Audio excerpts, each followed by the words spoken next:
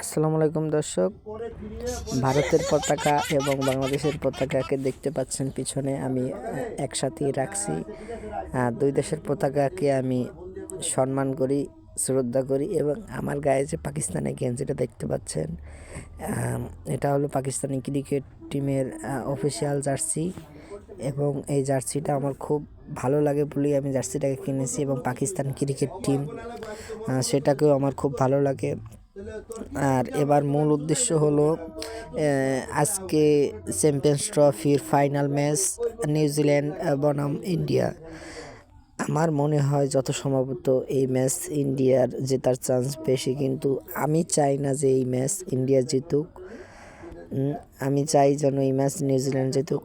আর সব বাঙালিরা চায় যে এই ম্যাচ যেন কোনোভাবেই পাকিস্তান, যেহেতু ফাইনালে উঠতে পারে না, পাকিস্তানের মাটিতে খেলা হবে না।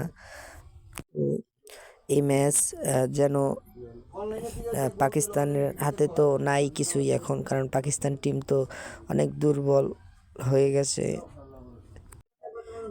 ইন্ডিয়া আজকে ফাইনালে মোটামুটি মনে করেন যে ইন্ডিয়ারে 250 রানে অল আউট করতে পারলে মনে করেন ম্যাচ নিউজিল্যান্ড জিতবে। এবং যদি নিউজিল্যান্ড 300 থেকে 300+ স্কোর করে তাহলে নিউজিল্যান্ডে ম্যাচ জেতার চান্স অনেকটাই বেশি।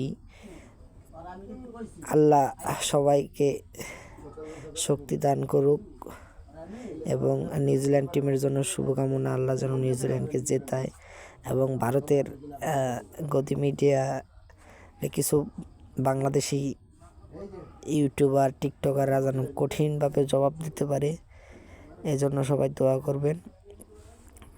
আমিন।